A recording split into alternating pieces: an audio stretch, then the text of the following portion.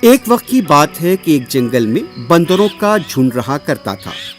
انہیں بہت دنوں سے یہ خواہش تھی کہ انہیں ریگستان کی تفریح کرنی چاہیے، مگر انہیں اس بات کی کوئی خبر نہیں تھی کہ آخر ریگستان کیسے دکھتا ہوگا، وہاں پر کیا ہوتا ہوگا۔ یہ جاننے کے لیے کہ وہ ریگستان کیسا لگتا ہے، انہوں نے ریگستان کی طرف اپنا سفر شروع کر دیا۔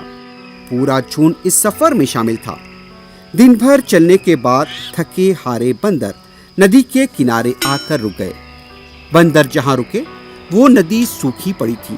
آس پاس کا علاقہ بھی سوکھا لیکن ریگستان کی طرح نظر آتا تھا۔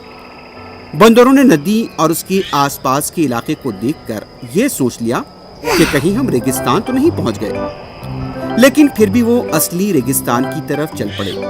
دھوپ بہت تھی، پھر گرمی کا موسم اور دوپہر کا وقت۔ جب بندر چلتے جا رہے ان کے پاؤں میں درد ہونے لگا، لیکن دل میں ریگستان کے دیدار کا شوق انہیں اپنی منزل کی طرف لے جانے لگا۔ ندی کے بیچوں بیچ ایک بہت بڑا درخت تھا۔ اس درخت کو دیکھتے ہی پورے بندر درخت پر چڑھ گئے۔ صبح سے چلنے کی وجہ سے وہ تھک چکے تھے اور انہیں زور کی پیاس بھی لگ رہی تھی۔ بندر آس پاس نظر دوڑنے لگے، انہیں پیاس بجھانے کے لیے آخر پانی کہاں سے ملے گا۔ وہ پیاس بجھانے کے لیے بہت بے چین تھے۔ انہیں دور کچھ پانی جیسا دکھائی دیا۔ انہوں نے راحت کی سانس لی۔ پورے بندر درخت سے اترے۔ ان کے دل میں خوشی تھی کہ اب تو انہیں پانی مل ہی جائے گا۔ وہ وہاں پہنچے تو دیکھا کہ جو پانی جیسا نظر آ رہا تھا وہ تو وہاں سے غائب تھا۔ انہیں اب بہت مایوسی اور دکھ ہوا اور وہ پھر مایوسی کے عالم میں درخت کی طرف لوٹ آئے۔ کچھ دیر آرام کرنے کے بعد انہیں پھر پانی جیسا وہاں پر کچھ دکھائی دیا۔ بندر ایک بار پھر امید کے ساتھ اس کی طرف بڑھنے لگے، لیکن پھر بھی وہاں کچھ نہیں تھا۔ بندر پھر مایوس درخت کی طرف لوٹ آئے۔ جس درخت پر بندر بیٹھے تھے اسی درخت پر ایک پرندہ خاموش اپنے گھونسلے میں بیٹھا تھا۔ اسے بندروں سے ڈر لگ رہا تھا، لیکن پھر بھی وہ بندروں کی حرکت پر نظر رکھے ہوئے تھے۔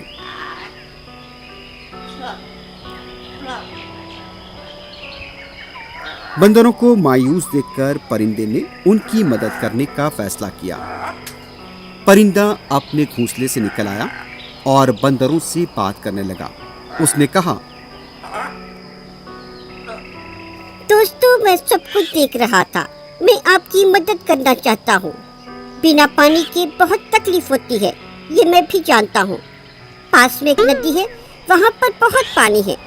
آپ سب وہاں جا کر اپنی پیاس بجھا سکتے ہیں۔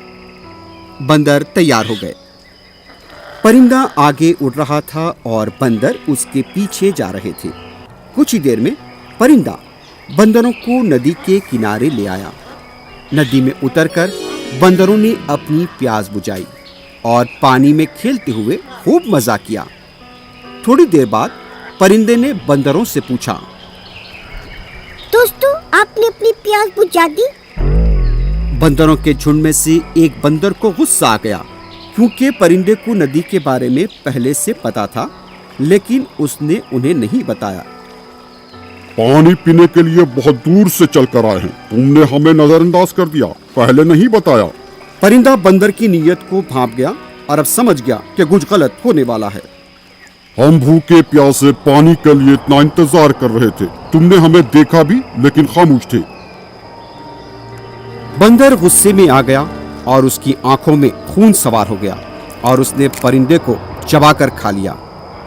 بیچارہ پرندہ نیکی کرنے کے باوجود بھی مارا گیا۔